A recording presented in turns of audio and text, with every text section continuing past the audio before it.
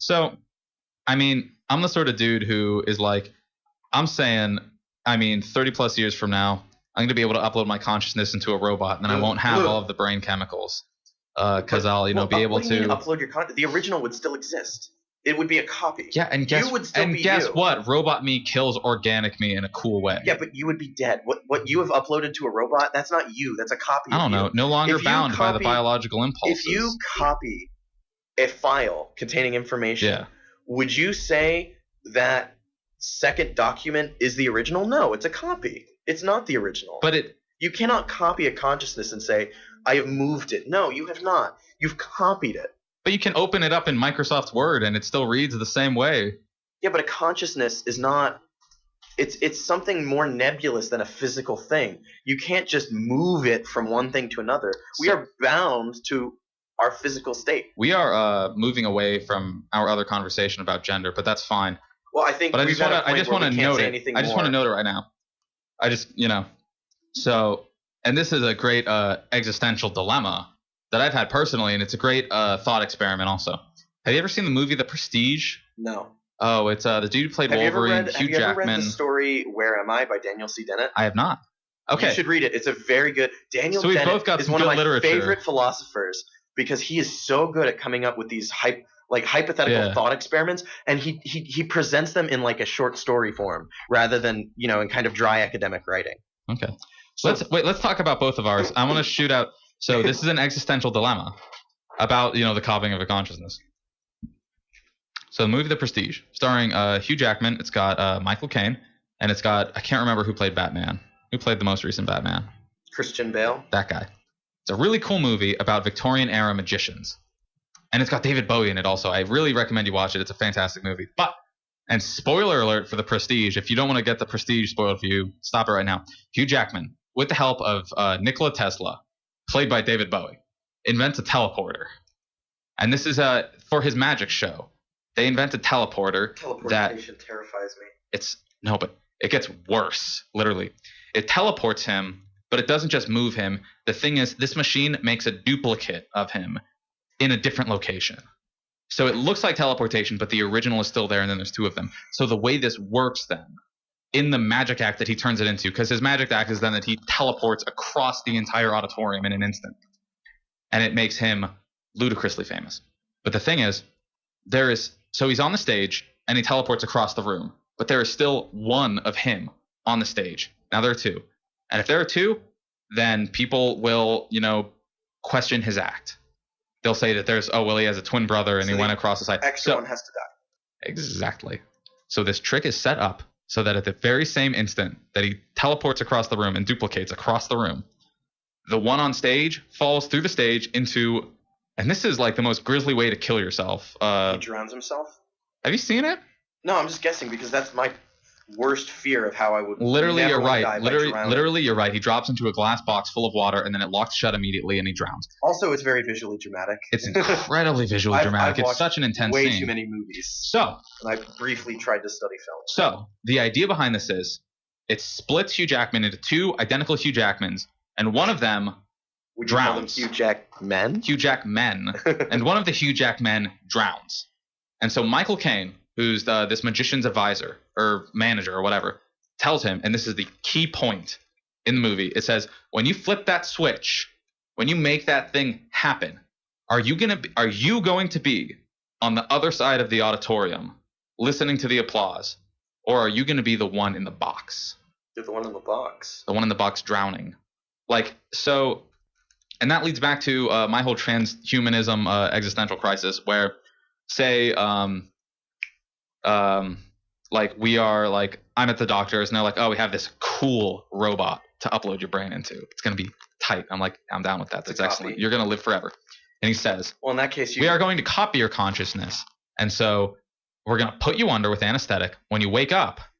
And the question is, do you wake up as the robot or do you wake up as you in the hospital bed looking at your robot dead in the face? And the robot is you, and the robot is I don't know. The robot is exactly like you. I mean, it is 100% essentially you. It puts your consciousness in there as well as a human brain does. It is literally identical to a human brain, from a very consciousness or not. Perspective, you would be the one waking up looking at the robot you. From a more existential perspective, if you were to have all the same memories, blah, blah, blah, and the perception of the robot was that, one moment it was on the table, one moment it was the robot, it's a flip of a coin. Exactly. But because the robot you wakes up and says, "It worked. I am the robot. That's crazy. I did become the robot." And then he looks down, and then the robot looks down at the hospital bed and sees you, and that you is like, "Oh, I didn't I'm not the robot. Yeah. Oh no, I'm still me." I would say you're never going to make it to the robot. My idea is the thing with the robot is I would say that's very unfortunate because you now have an entirely new consciousness burdened with the memories of someone else. It's not like it's a new personality burdened with the memories of a different personality's life and experiences. It's still the me, the functional, like my personality, my me, my memories, my everything that makes me the person I am. But it's burdened with your memories. It's your predispositions burdened with your life experiences. Dude, so me sitting here right now is burdened with my memories and my experiences. Well, no, because hear me out. You have created a new consciousness. Would you not disagree? Yeah. It's not like there's one consciousness and one of either the organic or the robot gets the one consciousness. There's two consciousnesses now, two real souls. You have created a new consciousness, and then think of it as a newborn human. Yeah. You've now given that newborn human, if humans were to emerge from the ground fully formed, so to speak, you've now burdened that new human with your memories and your life experience. What? You have now removed the self-determination from that new consciousness. It's got the same self-determination as I do. It's not like it's a different person who's like, now I got to figure out my identity with all of these memories. It's still me. But this is a great hypothetical because if this is a new consciousness and this is a new being, you've removed the ability of self-determination in the sense that you had your formative years. You had those years where you had those moments that defined your behaviors, your opinions, and predispositions aside, because I think it's safe to agree that everyone's predisposed to certain things. That's kind of the basis of a personality. Yeah. Like two different people will react to two different situations, or the same situation in two different ways. Yeah.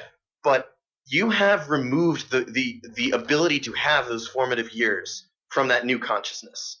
I mean, that new consciousness has the same formative years. It has my same memory and the same building blocks to my personality. But they're You're clipping the microphone. They're copies of yours. This is it did not exist as a conscious, self-aware being until the moment you uploaded your memories into it. This is an interesting idea. This is a different direction than I've ever taken. You have now taken something and burdened it with your personality and your existence. Hold up one sec, real quick. Okay. Are we good? Yeah, we're back. Okay. We are still recording. That was like an hour and something long, track I would say just think about so Audacity's dealing with a lot of data. Okay, so you are taking this in a direction I've never thought of before. The idea is that this is the exact same identity. What you are doing my robot me doesn't think like, who am I now? My robot me still's like, I'm Jdox. I'm still me, except now I have cool metal skin. Well, but here's the thing, though. I'm not kind of saying that I'm not ascribing a rightness or wrongness to this. And if it sounds like I apologize. I'm not the best speaker. But what you are essentially doing is you are creating a new consciousness where there was not one before, very much so as if you were bringing a new life into the world, as if a new human was just born. Yeah. And at the very moment you are birthing this new life, you are now giving it a fully formed identity rather than letting it form its own. You are taking its right to self-determination away from it and putting a carbon copy of you at that moment. Well, hey, I'm not uploading my you know that movie with like Ryan Reynolds and that Ben Kingsley? It's a recent movie. I can't remember what it's called. Ryan Reynolds and Ben Kingsley. But Ben Kingsley is an old billionaire and he's getting old and he's dying of something. So he's like, well, I'm super rich and I want to live forever. So what I'm going to do is I'm going to have like this new body. Dig? And it's going to be young, and this is Ryan Reynolds, is the new body. So he uploads his brain into the new body and all that with some crazy techno, whatever. But then Ryan Reynolds, they told Ben Kingsley that this Ryan Reynolds body was just a dead body. But it wasn't. This didn't have any brain. This didn't have any life or past. It was someone else. It was, and that person's identity and memory starts to encroach into Ben Kingsley's mind, and so. That's closer to what I'm talking about. That's what I'm thinking you're talking about is where you're superimposing your identity and your deep down soul identity onto a onto another identity. Yes, but it's easier because there's none formed yet. Exactly. There's no pre-existing. I'm not like, okay, so all I'm saying is you're creating a new consciousness. Yeah. And then at the moment of that new consciousness's creation, you are then immediately filling it with yourself. It's true. So I mean, I'm filled with myself now. Is what I'm saying. No, let me give. I'm one Jdox, and then I branch into two, and one of them is robot. At any given moment, me right now, I'm not the same person as I have been because I got new experiences every waking second of my life, and that changes the person I am in some sense. Yes, so if I branch off into one organic and one robot, yes. Exactly. So if I split into me and my robot copy consciousness, whichever one of them I wake up in, as we talked about, then we go off and live different lives for 1 year. We come back. We are entirely different people from each other. Yes, but you see what I'm saying, though. You understand what I'm saying. Yeah. Okay, good. I don't feel like I am oppressing the robot's consciousness with my own memories and experience as in any way more than I am with currently organically with my own memory and experience. Imagine if that technology existed with human children, though. Human rights activists, there would be a debate over whether the new child has the right to its own self-identity or not. Because technically, how much identity is there in a newborn? Well, you really caught me there in how I treat robots as people sometimes. Think about it. If we're reaching a point where robots can function with the mental subroutines that form self-awareness, there will be civil rights debates about it. Yeah, I wouldn't want to override a robot's consciousness or free will with my own in any way. Before we move into that vein, you need to play a game called Soma. I've been watching the Game Grumps do it, actually. Because it's all about being in a robot really bod. want to buy that game, but it's $30, so I have to wait. Oh my goodness, that's so expensive. You know what? But I know what you mean. I make minimum wage, okay? But I don't have a job. My eyes on. Okay, so to wrap up this whole conversation about like how this split personality between you and a different you at some point certain is. So it's really difficult. And I've had this thought process a lot. I mean, when you wake up, are you getting the applause, or are you the man in the box? When I wake up, am I the robot, or am I the, very old, dying, organic me in a hospital bed who wanted to put their thing in the robot, and I wake up and I'm like, oh crap, I'm not the robot. I'm going to die like a normal human does and not live forever like a robot. You're the old dying you. My plan is, though, when I go under, when I'm an old man, an old dying man who says like this organic body is, just out the door, we're going to do the robot body now. When I go under, when they knock me out for the procedure, the organic me doesn't wake up. It dies. Only the robot wakes up. And you still die, though. And it's true. And to a certain extent, like that might be that poof, oblivion, just nothing anymore. And maybe like the robot doesn't have like any actual real consciousness or like any real soul or whatever in it. It's just like a simulation of me. But if you wake up and if you wake up and you're not the robot, you're going to have to deal with that existential death oblivion anyway. The way I would arrange this is that you're going to wake up as you. You're going to have to deal with the existential reality of death. Exactly. And if that's the case, then I'll deal with it right then. What I'm taking issue with is this idea of uncertainty. You, as you are now, you will always wake up on the bed. You will never wake up as the robot.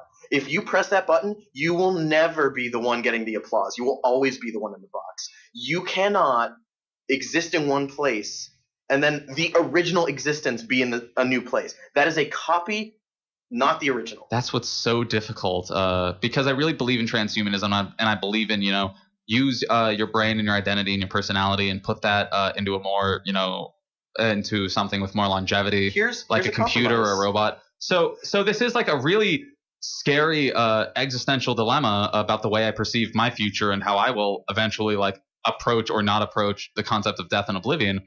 But it's a sort of thing where I do have to have faith that, I'll wake up as the robot. But you won't. You never will. We don't know that. Now. Yes. Do you know that? Here's the thing about how data works. You know how you move a file from folder to folder? That's an illusion. You're not moving that file. What you're doing, you're creating a copy in a new location and deleting the original. There is no such thing as moving data. It's copying. It's all copying. Yeah. Which is why if you move a JPEG from various locations, it will eventually degrade. because it uses a lossy compression algorithm. Because you copy it over and over, and it compresses it over and over. But there is no such thing as moving data. So by the logic of data, there's no such thing as I will wake up as the robot. I would put it as the robot wakes up as you. You're looking at me like I think I just went. I don't know how to understand this. I don't know how to really process this, but like I would like to imagine the robot wakes up as you, then I mean, I don't know. Okay. It's in the robot's hand. The idea is the organic me is going to die either way. So, I mean, whether or not the robot is the real in any way is the real.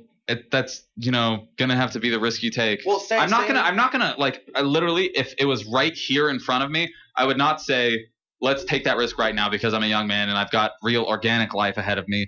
This is under the auspice that organic me is gonna be dead real quick, real soon, and I mean Well, here's a compromise. It's weird. Have them take your brain out, put it in a jar, and wire it up to a computer. There you go. Problem solved. That brain's gonna fall apart sooner or later, though. Preserved and hooked up. Well, really, the brain honestly, won't last. if it's preserved, medical technology. Who knows in the future? It's actually very easy to preserve organs. The reason things decay is because we literally just toss them into the ground and leave them to weather the elements. Yeah. Like if you were to preserve the brain and keep it active and give it all the nutrients it needs, you could toss it in a tank and wire it up to a machine. Problem solved. You're not a copy. Yeah. You've just moved the original to a new interface. Exactly. And that goes to what I was talking about earlier. Daniel C. Dennett's "Where Am I?" Where all right. The story I told my whole thing about the Prestige. The story is it goes, and you should read it because I'm not gonna tell you the ending. Okay. But the experiment is basically, and I'm not gonna give you the reasoning because I don't remember the rationale as to why he did this. But if you were to remove the brain from your body and put it in like a tank or in a machine and fill your empty skull with receptors that would basically bridge the gap between your brain and your body. Yeah. Where are you? Are you in the machine or are you in your body walking around? That's the hypothetical. And then in addition to that, they add an additional wrinkle. They add an extra lights. They add an extra wrinkle where where they create an artificial copy of the personality, and you can flip the switch, and it's supposed to be a seamless transition between your brain and the robot copy of your brain, and you're not supposed to notice. But then there's the additional question of not just where am I? Am I in the machine or am I in the body? But which am I? Am I the brain or am I the program? So you need to read this. What I'm saying. It's such a really interesting existential dilemma. And you need to play Soma. And I do need to play Soma. It's sort of like, I don't know, if you go under for brain surgery, they poke around in your brain, you probably wake up different than when you went down. Yeah, but you're still the original. You're the original in the sense that like you're still the same organic molecules. You're still the same consciousness. In whatever unquantifiable way that like we describe a consciousness. There's no there's no like amount of the brain that is the consciousness. Well, let's go gland. with the data comparison. You alter a Word document and then you save it again. It's still the original Word document. But you make a copy of it. If it's the exact same, it's different now. It's but in it's a still different the location. But if it's identical, if it's functionally identical, but if it's in a different location, then what I'm saying is, how do you say it doesn't work the same way as the original does? The memory is still in the same location. The data of that Word document is still in the same location, even though it's been altered. The data for this new document, even though it is functionally exactly the same, it is new data that is a copy of data from this location. Yeah. That's what I'm getting at. Okay. So the idea that none of your molecules in your body are the same as they were 10 years ago. Like on a 10-year cycle. I did not know that. I mean, your skin falls off and new skin comes in. Yeah. Cells in your blood or in your lungs or anything, they die, but the new cells grow back and they take their place. Mm-hmm. It's a very gradual process replacing you with more you as it grows.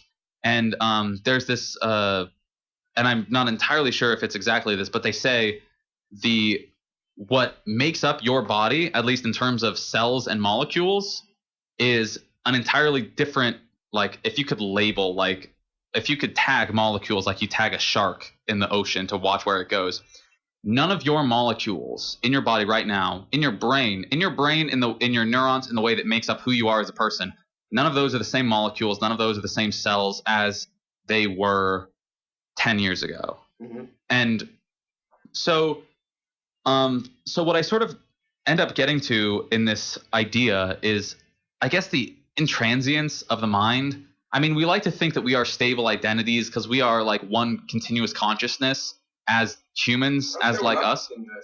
We're discrete. Yeah, and it's.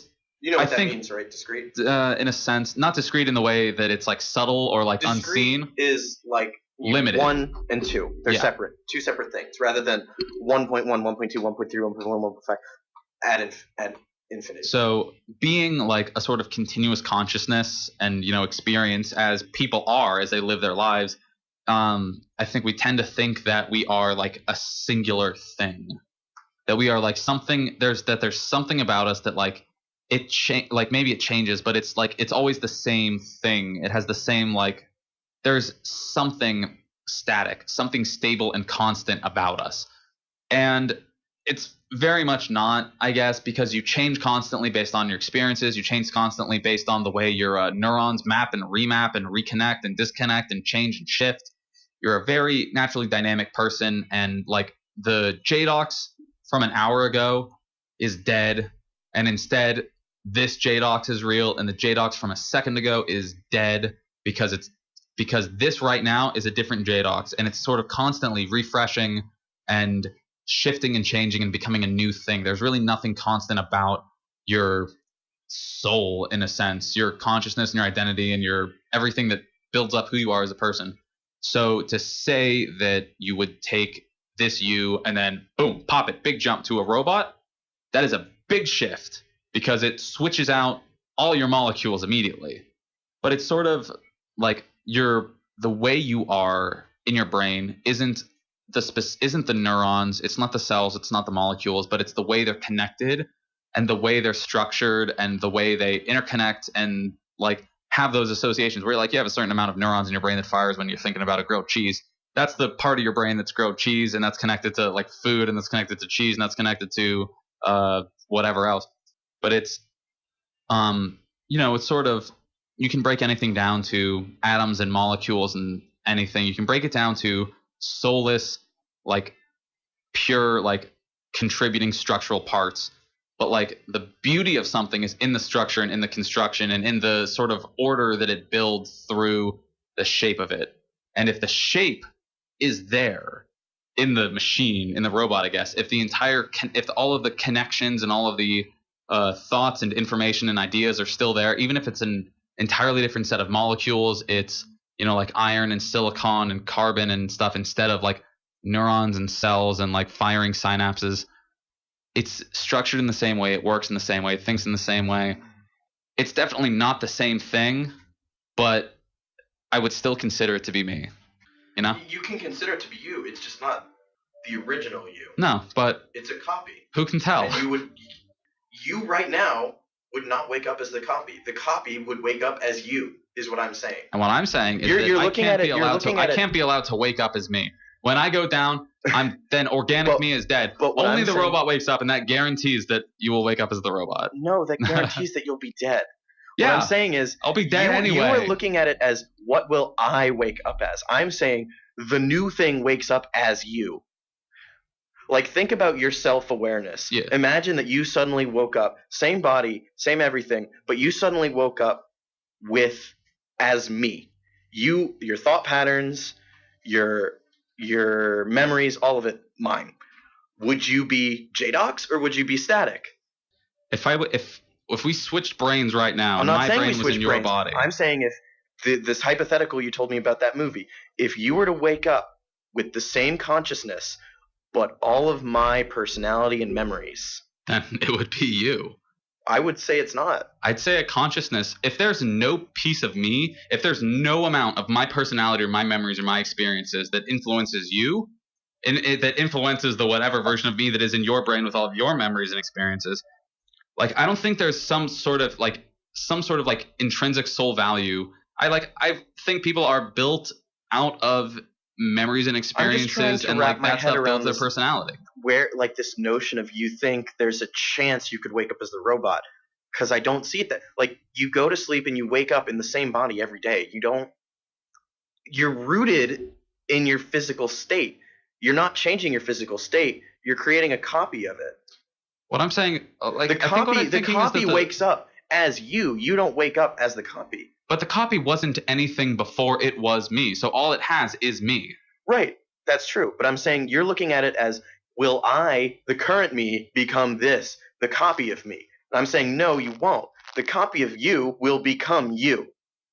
Well, that's still a me that's in a robot body that'll live forever, and I like. Yeah, but, so it's tough to think about, and I guess I'm just selfish because I'm like, if I don't know if I'm comfortable with it or not, but like that's what I have. I guess I'm just selfish, and I'm like, well, if I can't live forever, no copies of me get to exist and live forever when I don't. Yeah. I mean, like, if you have an effing kid, then you don't live forever, but you made this weird copy of yourself, and hopefully you're not one of the sort of parents that tries to form it into like a copy of you. It's not a copy. It's a new being that was built on. Like, I don't know, one would assume like a relatively even split of information, genetic information from you and whoever you reproduced with. So this robot version of me, it starts out with the base layer of everything that I am, my personality and everything, and then it builds on that through its experience as living as a robot. And that changes it in the same way that any experience in my life changes me. So it's super weird. I don't know. I think we're kind of just going in circles at this point. Yeah, we sure are. Kind of shifting gears here. Do you watch Gravity Falls at all? I have not caught up on it since the okay. So we are shifting gears hard from this big conversation to specific cartoons. Nerdy stuff. So if you're the sort of person that is listening to this but doesn't care about or talking about cartoons, then I guess this is about the end of it. But okay, so. Gravity Falls, a cartoon on the Disney Channel, focusing on a Pacific Northwest aesthetic of cryptozoology about mythical creatures and weird sort of existential magicness and like weird, like some Bigfoot Jersey Devil type stuff that then extrapolates into like, conspiracy theories and like transdimensionalism. So the last episode I watched was like the season finale where it ends with, and spoiler alert for Gravity Falls, I guess. Where they activate the portal or something, and then Grunkle Stan's like brother walks through, and they're like, "Whoa, big twist!" I've not seen anything beyond that. Okay, well, I just wanted to say I am incredibly surprised that the first start of what I think is like a 3 or 4 part season finale made it past Disney censors. That's a big season finale. There's some nightmare fuel in that last episode that aired on Monday. Like. At the very beginning of the episode, like, Bill Cipher, the character Bill Cipher? Yeah, Bill Cipher is a character that is a floating Illuminati pyramid eyeball with a top hat. So right off the bat, like, one of the characters, the richest character's fathers, tries to make a deal with Bill Cipher, and like, Bill Cipher goes like, oh, well, that's nice, but how about I swap all of the functions of all the holes in your face? Wow, and you can find a picture of it, and it's pretty nightmarish. Abstract. Like, his eyes become his ears. His mouth becomes a single eye. His nose. No, wait. What does his nose become? Nose becomes his ears. Nose becomes his butthole. No. Nose becomes his. It's really grotesque, nipples. Is what I'm saying. Like, I imagine. His face just morphs around, and like he falls to the ground, like not even screaming because he can't scream. He's like, and it's really creepy. That's some really. That's heavy extreme, for a kid's show. That's called body horror. Yeah, and then there's just a lot of people dying also. Yeah. Oh boy, we really got to talk about this character you're talking about, the rich antagonist. Why? Is let's see. His name is the character's name in the cartoon is Gideon Gleeful, and he is this really crazy like kid, like psychic, really big in the quack psychic. I suppose. Let's see. Oh boy, we gotta because he's based on a real life person, and I've got to I've got to find this guy.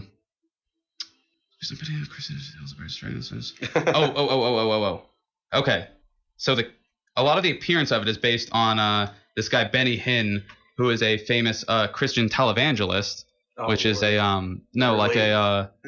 sort of a speaking pastor, I guess, that does television and stuff. But then a lot of the character was based on this real life person called Larry Hal Larimore, who was a child preacher and a televangelist. And I'm showing a static image of Larry Hal Larimore now. and it is very much this Very much character. It's just this a resemblance there. Doughy looking little white boy in a periwinkle suit jacket and a black shirt and white tie, holding a Bible, preaching about something. Anyway, it's like I lost it when I saw that. I'm just like, it like digs deep. I mean, they hit up a bunch of cryptozoology stuff. They do like gnomes or zombies or like the Jersey Devil or I don't know what all they tackle, Mothman type stuff. You know, that sort of like weird urban legend mythology that America has that I really dig in a lot of ways. But then like actually built this character on like a famous child televangelist, which was really interesting. That is pretty funny. Anyway, I mean that's really all I had to say about that episode. I got a friend of mine always telling me about it too, like, 'cause he's keeping up with the episodes, but that's maybe something I'm gonna catch up on next. Yeah. Have you watched all the way to the hiatus with Steven Universe? I'm not sure. The most recent one being a very big character development moment between Amethyst and Peridot. Yes. Yeah, I saw that one. And they're really integrating Peridot like into the group dynamic, which we talked about. We were kind of expecting, and yeah, that's not. I'm hyped about it now, because it's sort of like it's my favorite thing that cartoons, like that modern cartoons do, is breaking the status quo, where we have this very firmly established like character group dynamic and their personalities and how they interact, but to change that in some way, to like introduce something in this case, is interesting because it like takes it away from just the episodic, like this is an adventure and we return to the status quo by the end of it, but it's saying that like something about the group and something about the dynamic has changed because they integrated this like what was a villain character into their group, and now they are like moving forward with this, and it's like we have to establish like where all of the character interactions are now. And it just makes it's fresh. I just kind of like how like Peridot's behaviors are very telling of like society on Homeworld, or on the Homeworld that the gems come from. Yeah, there's a lot of hang-ups that are of just apparently her there's behavior. some sort of caste system. Oh, very much. Or maybe not, but maybe. Well, no, yes, there is, because quartzes are warriors, pearls are servants, stuff like that. Yeah, especially with the character Pearl, who in that one episode with the robot competition really confronted how she broke out of like the oppressive caste system when she like became a part of like Rose Quartz's rebels and stuff, and like really advances her own person, and how like she was dealing with the sort of prejudice that Pearls deal with on Homeworld when Peridot shows up and is like really treating her poorly based on like this servant class type stuff. But it also like in the most recent episode, it alluded to like the character Amethyst. It sort of delved into like what her difference is to the Homeworld. I mean, everyone like all of the core Crystal Gem groups are like indicative of some sort of like deviance from the Homeworld culture, where Garnet is just like the two gems that stay as a fusion all the time, when that's sort of like extremely taboo. Apparently on a Homeworld sort of fighting tactic. Yeah, it's something you do in your fighting is you fuse gems to become powerful, but they're like, well, we love each other, so we're going to be fused all the time. And it's like, well, let's see, Pearl is breaking out of her caste, and Amethyst was like not like fulfilled to the expectation of like what her like gem caste was. And they talked about like it's like you're a lot smaller than she should have been as an Amethyst. Like she like to put it bluntly, she's deformed. Yeah. Not necessarily disabled, because Peridot says you can do everything a normal quartz can, you're just small. Yeah. She's just deformed. And something that was really interesting was fan art that came about that was like Amethyst having the body type that Jasper had, just tall, like beefy. It was really interesting. Yeah, that would be interesting. Yeah, and that's showing like, okay, this is what like the intended size and shape of like a full-grown Amethyst was. I really love that show in particular, just because it's so subtle, and everybody takes away something different from that show. Yeah. From everyone I've heard talk about it, and as much as I'm sure internet fandoms would disagree with me, to a certain extent, or within a certain range, there's really no wrong or right answer as to what messages are being shown. I mean, obviously, it's not like saying racism is good, blah blah blah, but you get what I'm saying. Like, there's a range of like stuff. No, yeah, I mean that it's highly, it's real interpretive. Still be correct. Yeah. And That's pretty speaks awesome. a lot to like the maturity of the writing, that it is like deep and to a certain part ambiguous and leaving like a lot to the imagination like that. Yeah, it's pretty great. Where people then like are interpreting it in their certain ways and taking these ideas in different directions. That's really cool. And yeah, it's pretty cool. Good stuff. All right. And then, yeah. You want to talk about anything else? Did you have something to say? No, I was just gonna say like it's a good bit past 1 a.m. So. Do you want to call it? Yeah, they've been going on for a while. All right. I don't know. Do you have anything else though? Or are we gonna go on? I forgot. Sorry.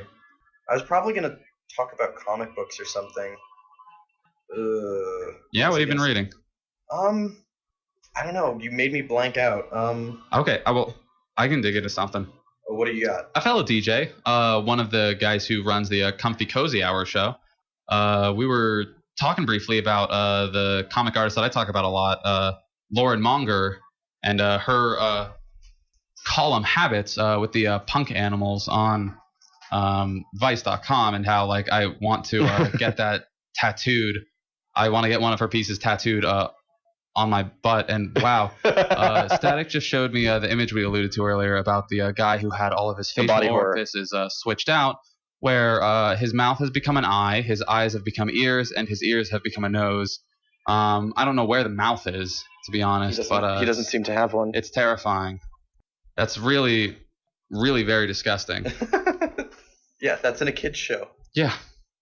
Wow, boy, what was I talking about? No, Lauren Monger? I dig Lauren Monger and her Habits comics and her punk animals, and a fellow DJ here. We just found out that each of us just found out that the other is into her comics, and so we're bonding over that now. Interesting. I don't know. Webcomics are very interesting to me because it's a new space. They're very, very different from like more mainstream comics in a very good way. And I really, really wish that mainstream comics would either disappear or take a hint from that you can be profitable without basically relying on the same characters over and over and the same stories retold over and over again. Yeah, Cape Comics. Because and a lot of people are like,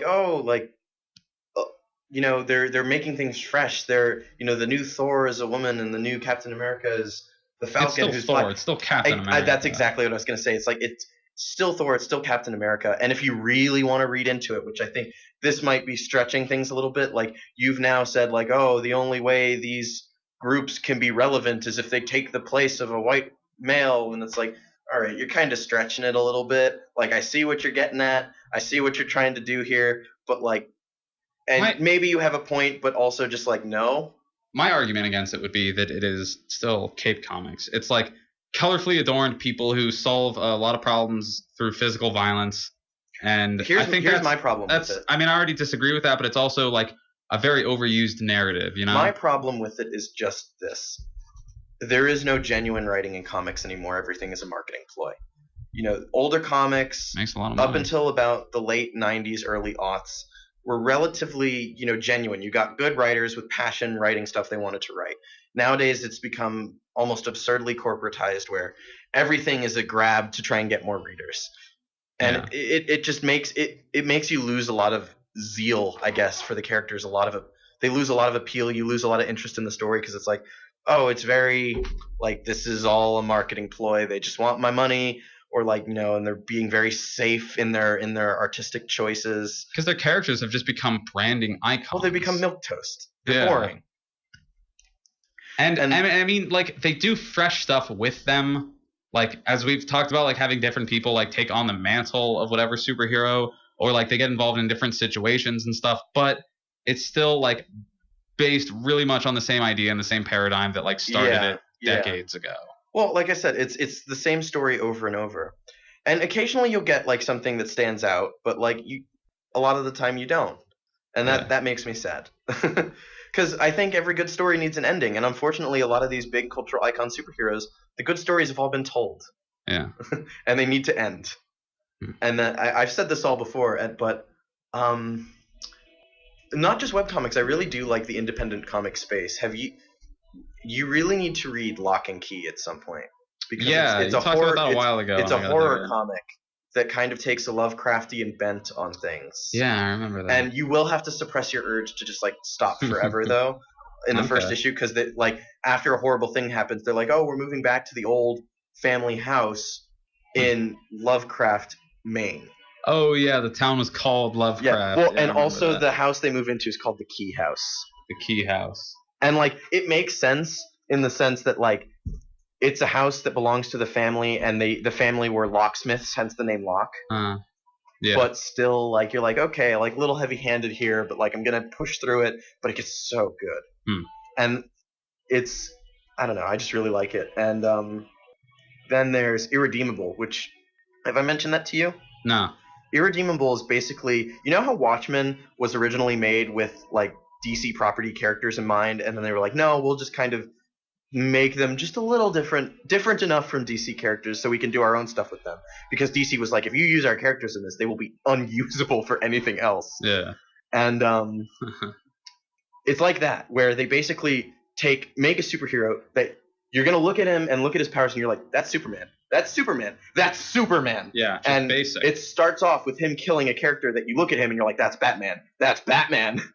And it's basically, what if Superman went mad with power and became like a crazy global tyrant?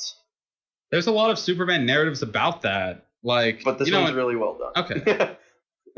I would talk about Evan Dom's comic Vatu, which is still ongoing on his website. I'll link you to that. But it's a really interesting, like, new fantasy dynamic. Like, it takes place in sort of like a lot of the high fantasy type stuff, but like outside of the Tolkien paradigm, like all new, like, sort of races and people and all that, like aside from dwarves and elves. But the idea is that it hits. You read Saga? No, I'm gonna. Okay, sorry. But the idea is that it hits really heavily on a lot of ideas about imperialism, which I found super interesting. So I'm gonna show you that because I honestly have to catch up on that. Another one, Kill 6 Billion Demons, is this like sort of like almost Constantine-esque, like high biblical fantasy type thing about like demons and angels, except it's like done from a really unique aesthetic, incorporating like a lot of different like sort of mythological and cultural aesthetics, like especially from Eurasian cultures, but like it's centered around the character, a very much fish out of water. Like this girl is like ended up in this like weird demon place and has no idea what's going on because she's very normal human, but she is like the idea of a college age white girl, and just very excessively normal in that way. Like and they don't talk about it then, but like, you know, the sort of imagine the like Ugg boots pumpkin spice aesthetic. And that has a whole lot of connotations on American culture with women that I don't agree with. But like that idea then thrown into this really like abstract spiritualism, which is really interesting, and it's super cool. Yeah.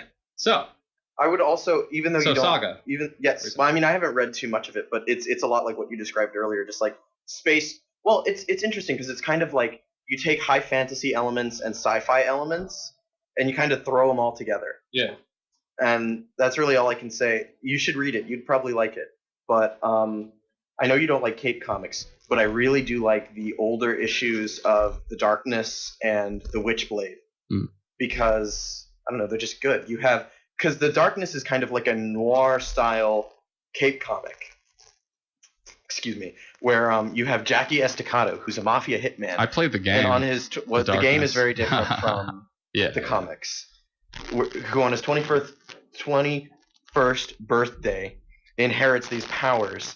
And so you have a very brooding character, a very dark, introspective character, who is then juxtaposed with these, what is basically, so long as there is darkness present, in the darkness, he can basically create infinitely whatever the limits of his imagination and his mind are.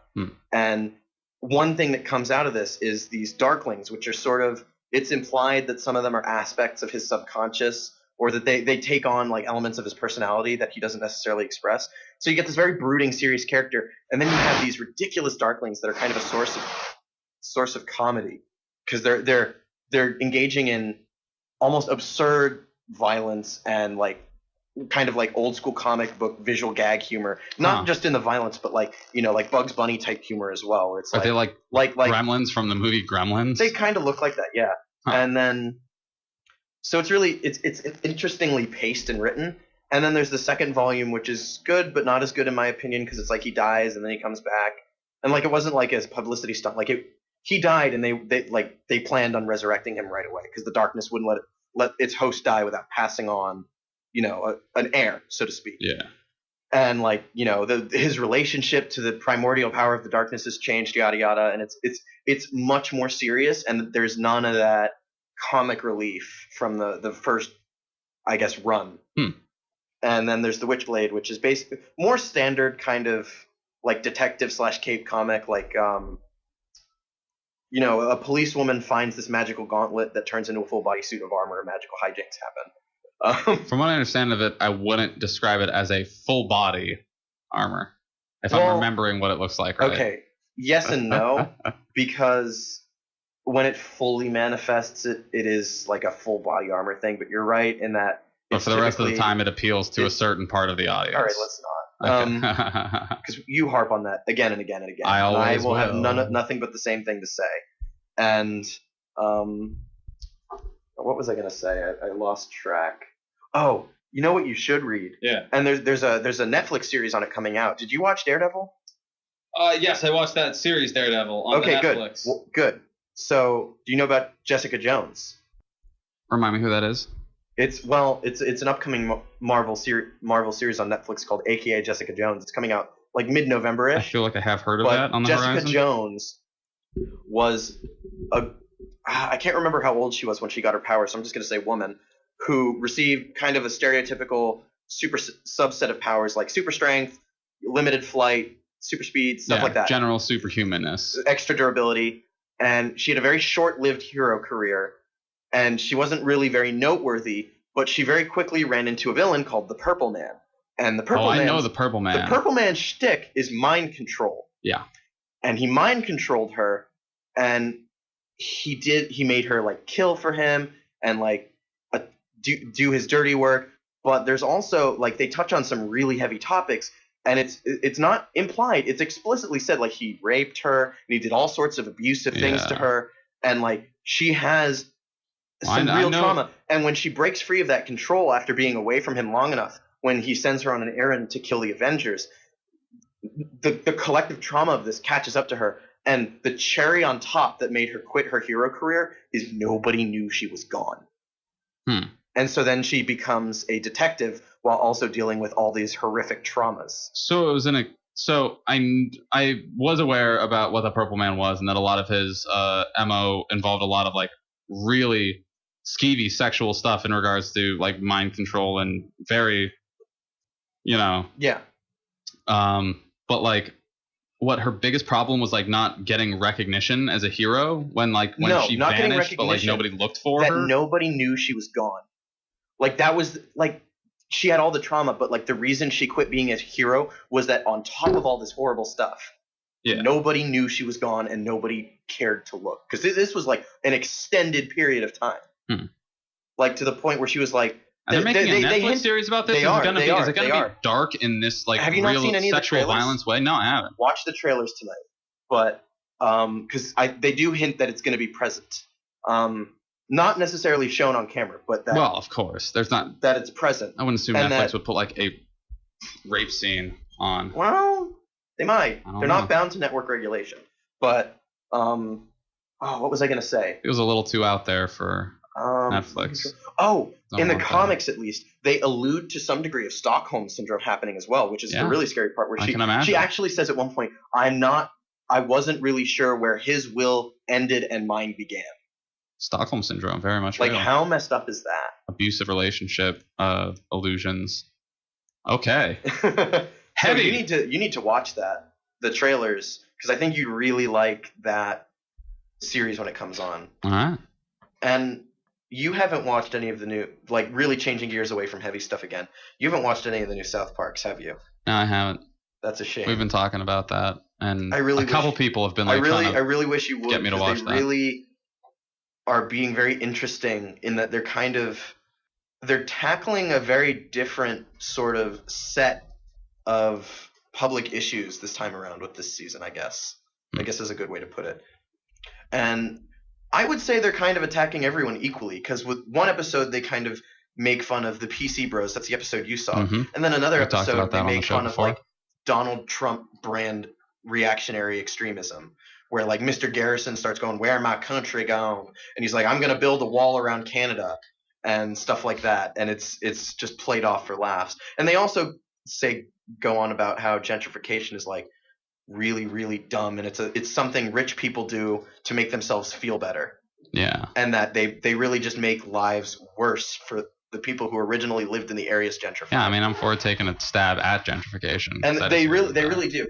Honestly, I didn't think it was their best episode though, because they drew out some jokes a little too long, like without a punchline, if that makes any sense. South Park drawing out jokes longer than they're funny. I can't imagine. Well, because they gentrified. Oh, that was sarcasm.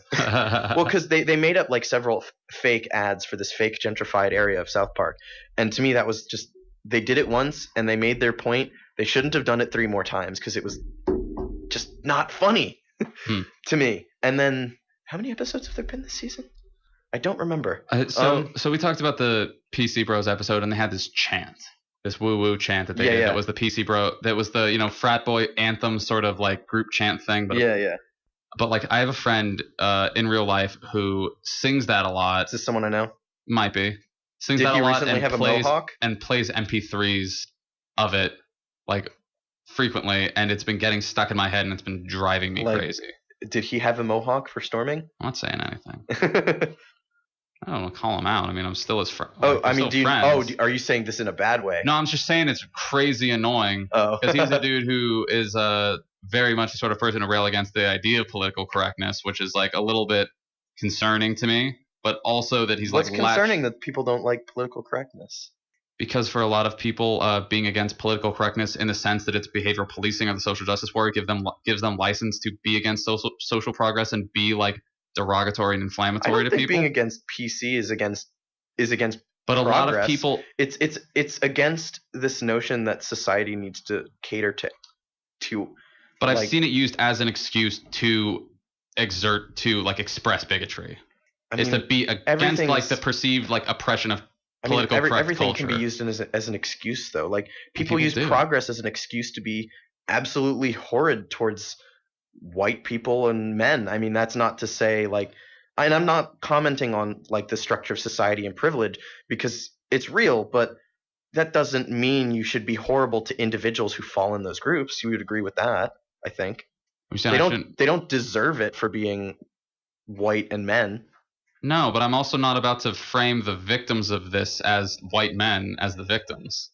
Well, but I'm not saying white men as a group are victims. I'm saying bigots tend to direct things they don't like about a group towards an individual. That's what makes it hateful, and that's what hurts people. Yeah. And then I'm saying people use like progressive ideals to do that to white people. I mean, everyone can be a victim. I'm not saying it's a problem of the same scale. I think you'll grant me that, but people take extreme bents on racial equality and gender equality, and they use it to attack groups that have traditionally been in the majority, and that's not really right either.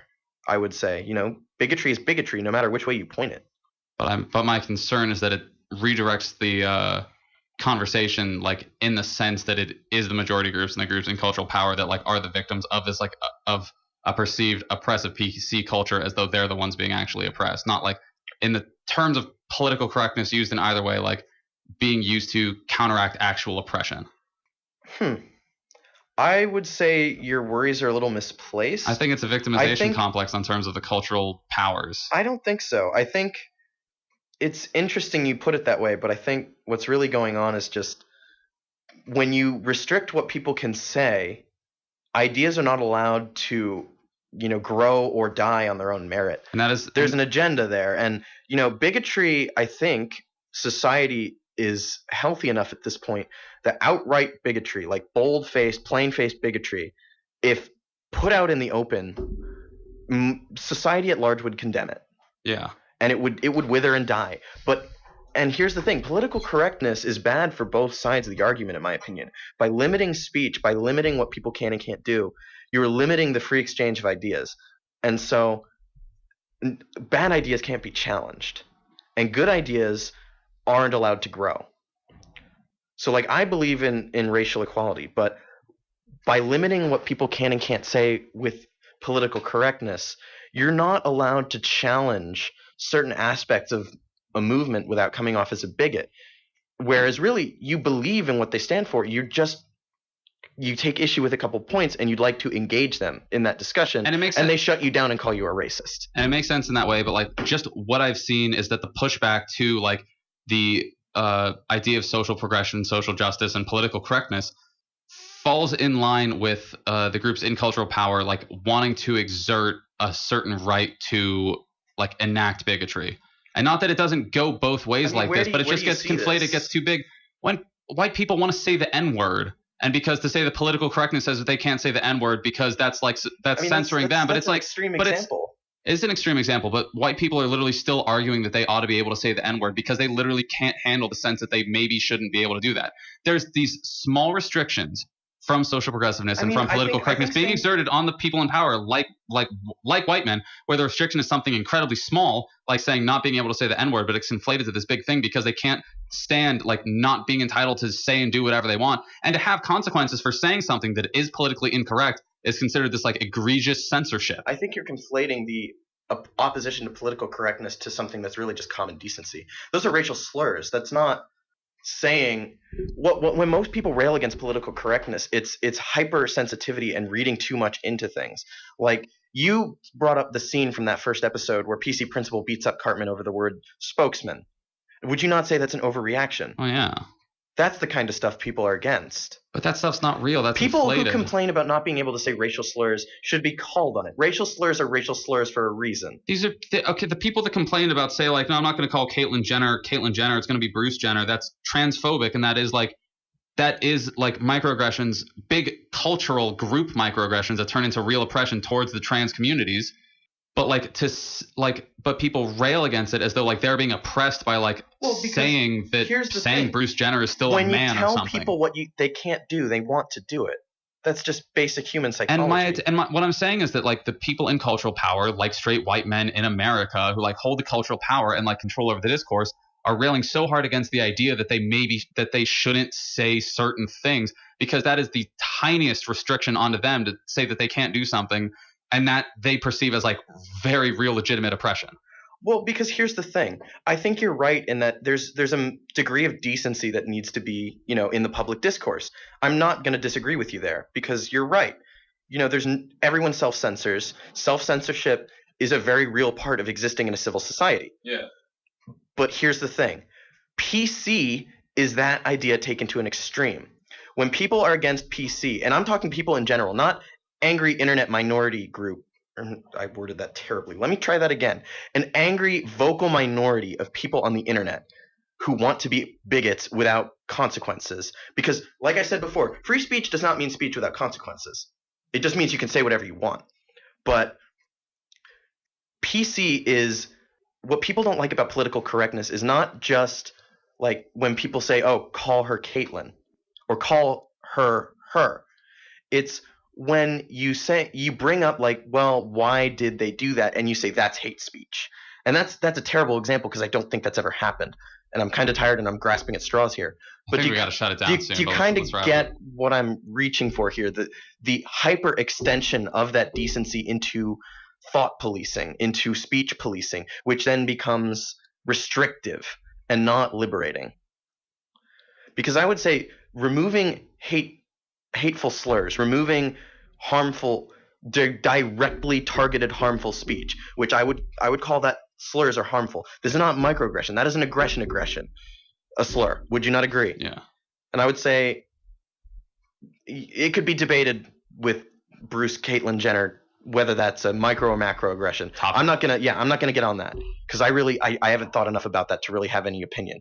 But when people talk about microaggressions, it's PC becomes a problem there because then it's like subtle things become taboo, and then that limits the free exchange of ideas. It's not so much white people getting mad about not being able to be bigots, or white people being mad because how dare people tell us what we can and can't do, because that's silly. Nobody's like that. There's no such thing as like white society at large is not obsessed with white superiority like some people seem to think it is. It's that people see a bad slippery slope with policing and authoritarianism and it leading in a direction where ideas can go unchallenged. And you're trying to wrap your head around it. Where ideas can go unchallenged, like the PC socially progressive ideas going unchallenged, as opposed to the cultural monolith like bigotry ideas going now challenged. Well, imagine by the social reverse progressives. PC and say it's now like kind of taboo to say, like transgender, and the more offensive word is what's accepted. What would you like? That's restrictive. That's you're now letting bigotry go unchallenged. And I'm not saying progressivism is bigotry, but you need to extend courtesy to even the most hateful people. In my eyes, I disagree. On that. People's actions condemn them. You can't preemptively say this is bad, shut it down. You have to.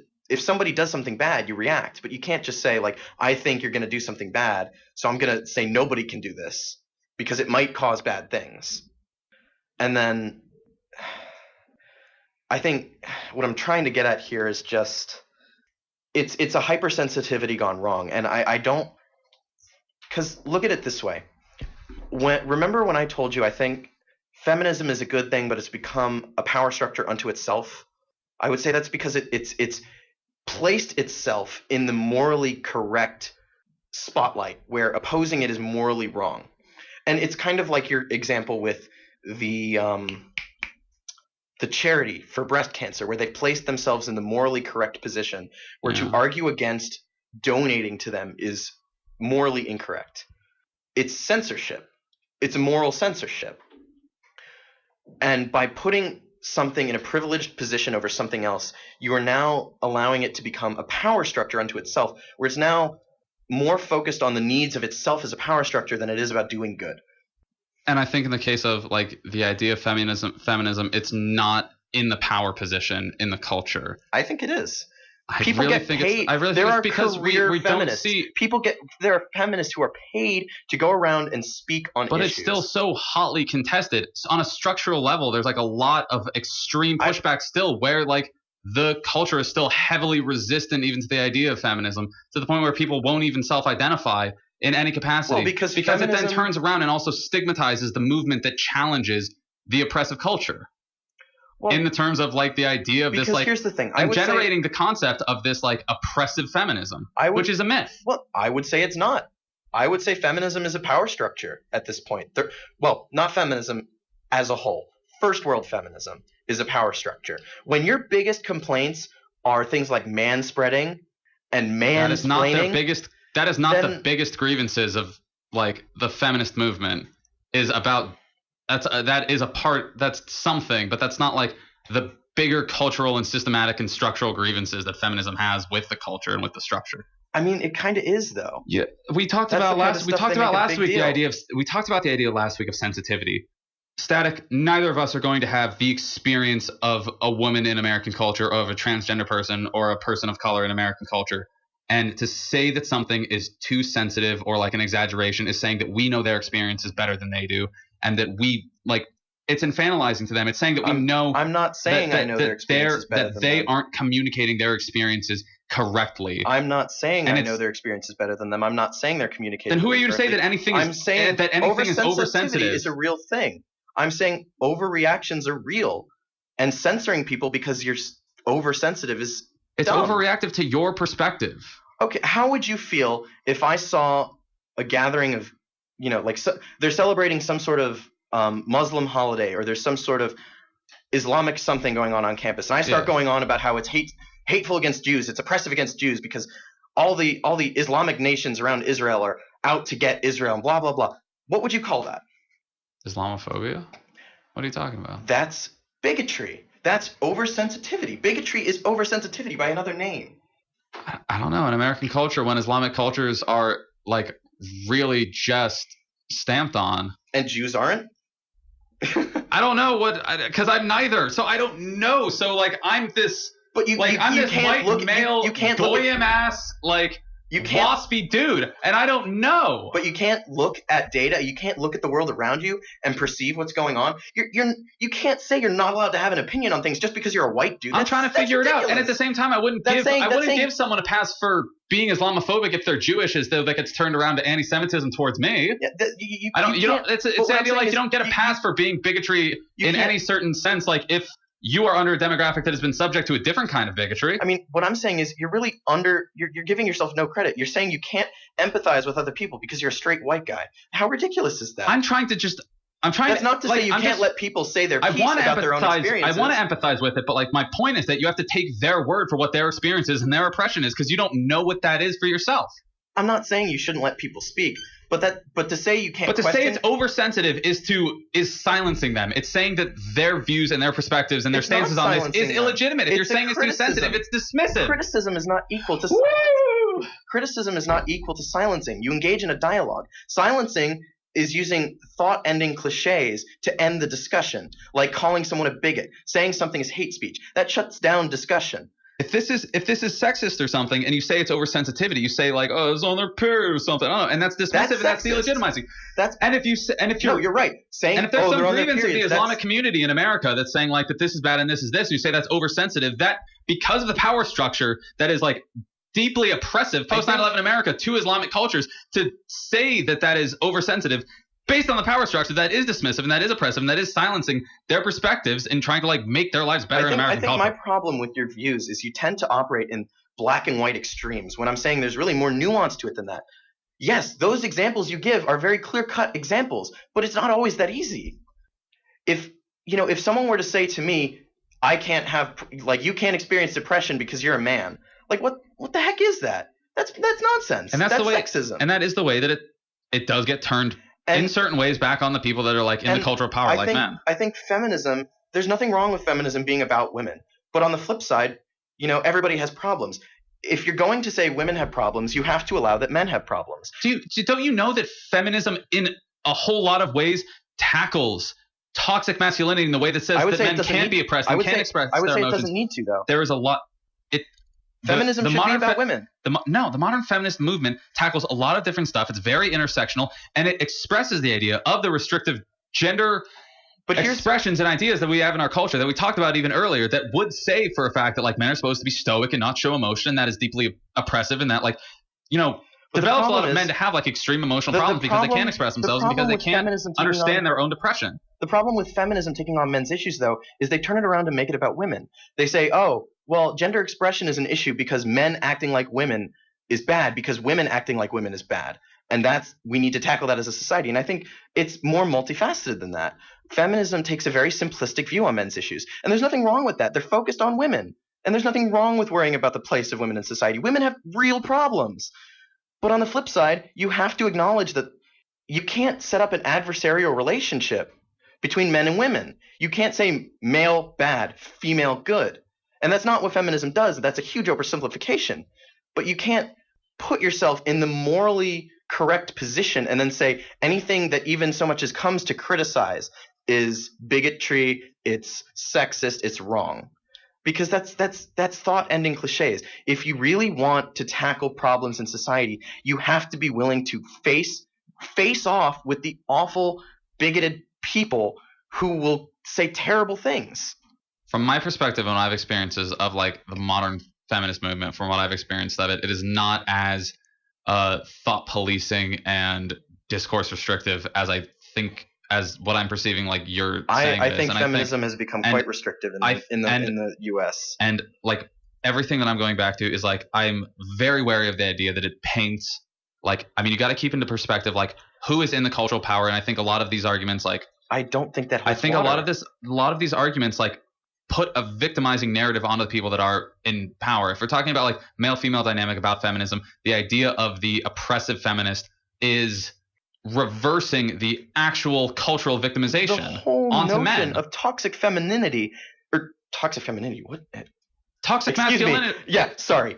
the wires got crossed. Yeah. The whole notion of toxic masculinity is basically shaming men for being men. But the idea of toxic masculinity, based on the feminist movement rhetoric, toxic masculinity is a result of the restrictive, and I know you hate the word, patriarchal structure that feminists are trying to go against. I don't think there's a patriarchy. Feminism is against the restrictive gender norms and structures that cause toxic masculinity. The problem we have the is femininity is not supporting toxic. The feminism is not supporting toxic masculinity. I'm not saying it's supporting it.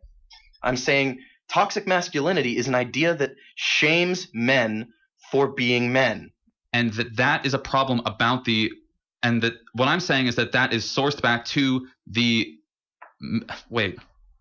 Yeah, you get shaming men for being men. I am getting tongue tied. We're getting real crossfire. It's late, bro. Yeah. I mean, I don't know who's shaming men for being men. What I'm saying is, there's nothing. And if that is the case, then it's not on a deep cultural and structural level, as in the way that it says, in the way that it shames women for being women. All I'm saying is, feminism has become too big to function with its original intent of, helping women's place in society. What it does now is it sets men and women against each other. I think if it was too big, it would have achieved something about its goals. Feminism has achieved most of its goals. Women have pay parity. Deep inequality still. The wage gap, there is no wage gap. There's an earning gap. Women earn less, but they're not paid less for the same jobs. As an aggregate, women do not occupy the same jobs in society as men do. And that's something worth looking into. But the notion that women get paid 77 cents to every dollar a man does for the same job, that's not true. That's illegal. That's just point blank not true. And they cling to that piece of misinformation to keep the narrative. And you're making faces at me. I'm not, because I'm not a statistician. I do hear that rhetoric, and I believe that about the wage gap, but I'm not sure what and they rewrote the definition of sexual assault in such a way that a woman cannot commit it. It involves forced penetration. Women don't generally force penetration. So it's it still comes back to me in a way that's painting it that now men are the victims of men are not feminism. The victims. Because a man can't claim sexual assault on a woman based on this thing. And again, I think that traces back to the male dominant culture that says that that's what initially says that because men are dominant that they don't get. The one who rewrote the definition of rape so that and men I've can't seen be a lot raped. and I've seen so much feminist rhetoric that calls for the acceptance of the concept that men can be sexually assaulted and raped against that idea. Here's an argument. And I've read all of that feminist rhetoric. Here's a very point blank. We have two different feminisms here. Well, here's an argument that feminism has become too big. Then the fact that we have two such different definitions of feminism, and the fact that there are probably a fair amount of people who would consider each version equally valid versions of feminism. It's become like Catholicism. It's become so huge that it's branching off into multiple smaller versions of itself. This is really difficult. And that's what I'm saying when I say it's become a power structure unto itself. And I'm not saying it's oppressing men because that's ridiculous. But I'm saying feminism exists now to perpetuate itself. There are career feminists. There are people who go out for a career working the feminist outrage machine. Or just the American outrage machine. We love to get angry. The American outrage machine for profit. And I think it's silly to put a movement in the moral correct in such a way that questioning anything it does makes you a bad person. There's something called the Duluth model, which is the assumption. Basically, in practice, it becomes if something happens. If domestic violence occurs, no matter what the situation is, the man is arrested. And I've seen that happen. You can't tell me that doesn't happen. I can't because I've never been involved in domestic abuse cases. And then there's I haven't seen any of that myself. What I'm saying is there's nothing inherently wrong with feminism. I'm making that clear because I'm not. I'm not a good speaker. In theory versus in practice. Yes. Problem. Yes. Basically, I'm saying feminism has basically become like the banks in 2008. It's become too big to fail. It's reaching critical mass. And there's nothing wrong with engaging in debate. And this goes back to PC. There's a difference between debate and bigotry. And PC is basically common decency taken to an oversensitive extreme, where you are now preventing debate. You are now putting people in positions where they can never be wrong. And that will lead to a new power structure that is also imbalanced. From my perspective, like the feminist movement and a lot of like the ideals of feminism is not in a position where it's like a monolithic, unquestionable, like extreme force. I would say it is. If you were to question, I would say it's far from, based on a lot of structural, a lot of cultural stuff that still like perpetuates sexism. I mean, what if I were to tell you that like there are no male domestic violence shelters. And people and women and feminists complain when men go to domestic violence shelters for women because there's nowhere else for them to go. And do you want to know why there are no male domestic violence shelters? Because it's perceived in the culture that men can't be the victims of domestic violence. No. The reason is the woman who started the first shelter for battered women, she realized there wasn't anything for men and that men had domestic violence issues. She opened one. And do you know what happened? Feminists attacked her physically. They burned it down. You can look this up. This is something that happened. Feminism has become a power structure unto itself that wants to keep a certain narrative, to keep itself going. Because third wave feminism is something different. It's a new beast. First wave feminism got voting rights. Second wave feminism got workplace equality going. What does third wave feminism want? It just exists to exist. Find out next week on the Slouch. We've got to shut it down. You're falling asleep over there. I'm dying here. We had the big talk. Then we had some fun with cartoons, and then we went right back into the heavy shit. And I can't handle it. I've got to go to bed. So we're shutting it down for tonight. Thank you everybody for listening. Do you have any closing statements aside from that? Because I thought I would like cut in when you had made like a good point. Then I'm hungry. So you would say it's a good point. Say it was a strong point. Okay. Not the one that I agree with.